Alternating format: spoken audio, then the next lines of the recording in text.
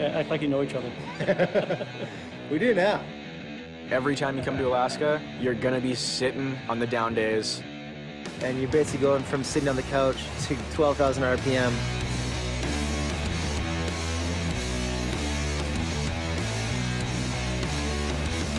We knew we had to make it count, and we did, because we had the sickest session and sickest day of all time.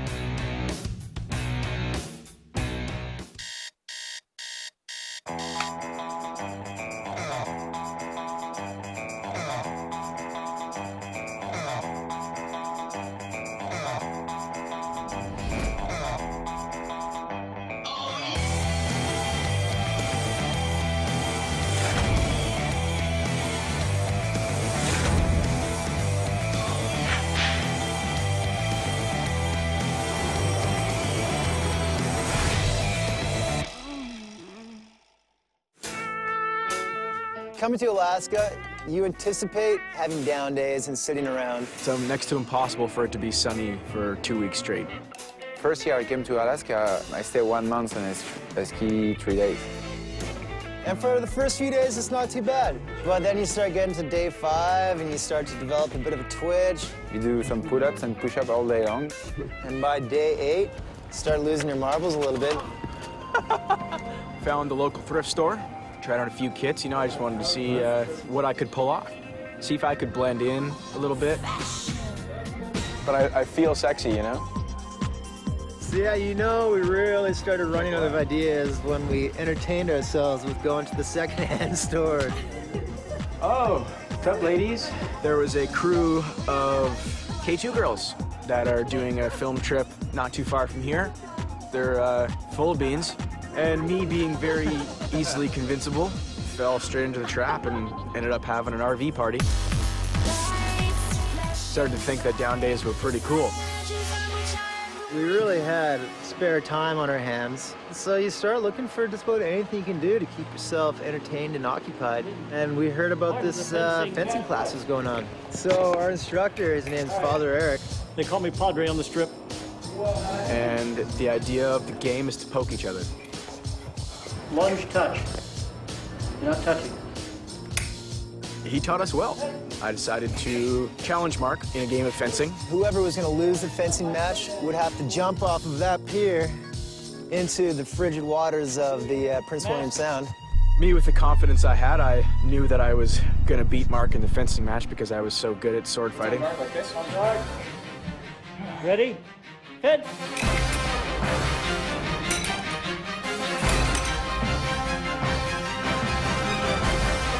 I tell you what, those little swords, they can hurt, man. Like, you definitely, it adds to the intensity of it all, that's for sure. Touch right, 4-2. It turns out that Mark is better at fencing than I am.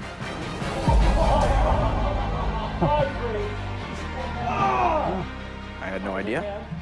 And I had to strip down and jump off the pier into the cold water. Fencing! And did with style, threw a backflip and stomped her, of course. Holy that's a goal! You feel good right now, don't you? Good game. It was the highlight of the day for sure. And then all of a sudden, lo and behold, the next day you wake up and it's full pole blue. Slow roast is over, boys. We're in it. Mental overload, going from being like in nap and sleep mode to all of a sudden staying on top of a peak and dropping into the line of your life.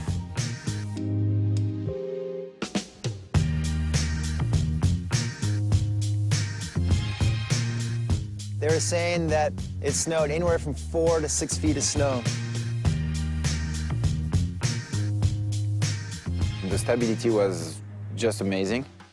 We need some luck at the end of the season. Things in Alaska, you don't need to have a full week of sunny days to make a segment. If you're ready for it, in 2 days it's done.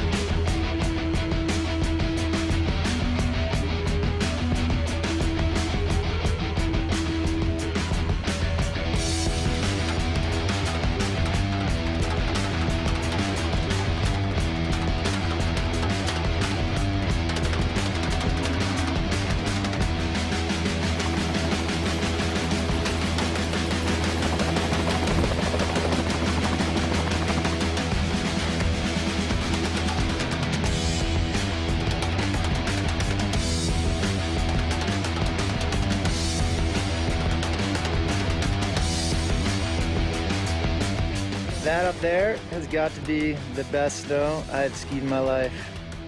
To have snow that's that deep and that dry, stick onto a face like that, pretty magical right now.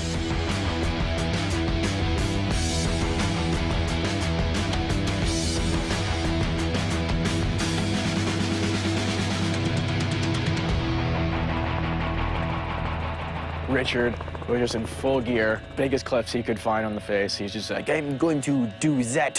What do you think? Scary, huh? He's gonna test first turn, and then if it goes, he's gonna go under the rock. If it's good, he's gonna point it.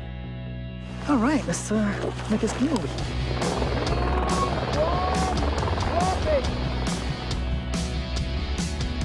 It was, yeah, just a nightmare. It was dead flat.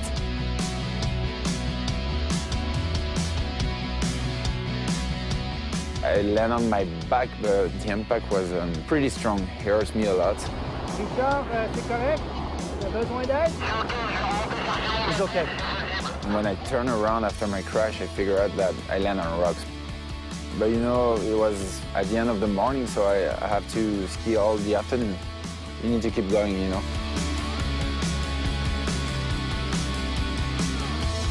I think the adrenaline kept me going all day long, and I didn't feel the pain, you know. At the end, I'm pretty lucky because I just have, I think, a broken hand.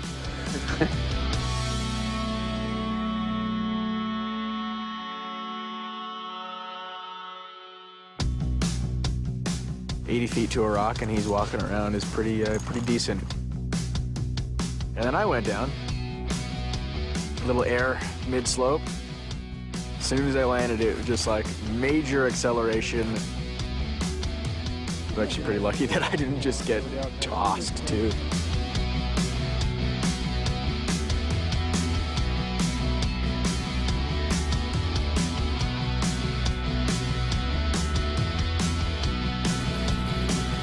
Yeah, Dean, he just knows everything there is to know about the backcountry here. Every face that we skied, Dean would be the one to come down after and ski just as sick a line that we did on the way down.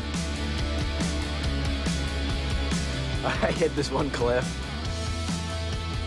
After I fall, Dean would come, he'd say, turn the cameras on, and all of a sudden he's hitting the same air I am. He's going just as big.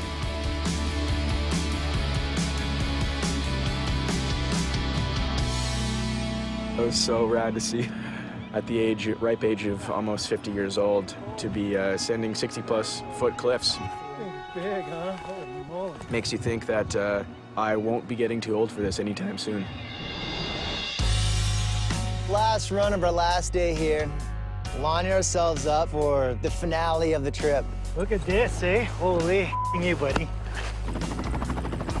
I want everybody to be on top of their line and feel comfortable and have time to take their breath and feel good about it. Good, then we will unleash the fury. So Sean went first. He had a crash at the bottom.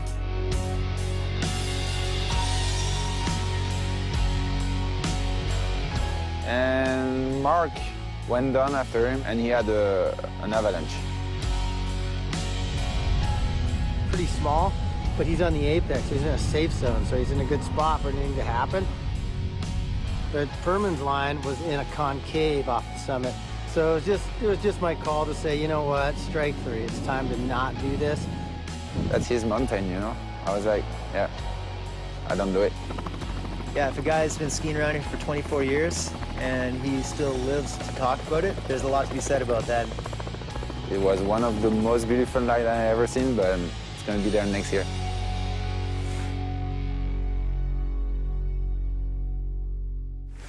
End of the year, K2 put together a little park shoot. That's a good first step of going pro, is going straight over backwards. Have you got fire department on speed dial?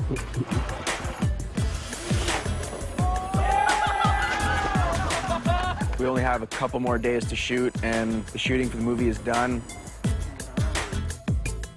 I thrive off the winter season, but summertime is here, and I'm going to fully embrace it.